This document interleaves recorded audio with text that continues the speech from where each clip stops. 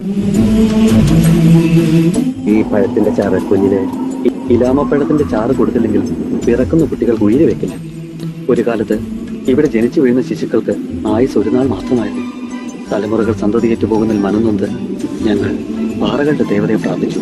ദേവത പ്രത്യക്ഷപ്പെട്ട് ഏതോ വിത്ത് വാരിയിരുന്നു. മഴയും വെയിലും കുളിരും കാറ്റും പോറ്റിയ വിത്തുകൾ മാമരമായി. അന്ന് തൊട്ട് താഴ്വാരത്തെ ശിശുക്കൾ മരിക്കാതായി.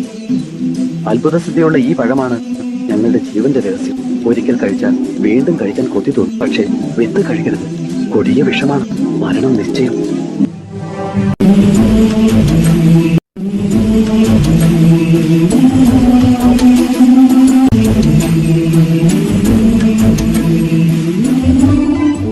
എന്റെ കണ്ണുകളിൽ ഇരുട്ട് കയറുന്നു.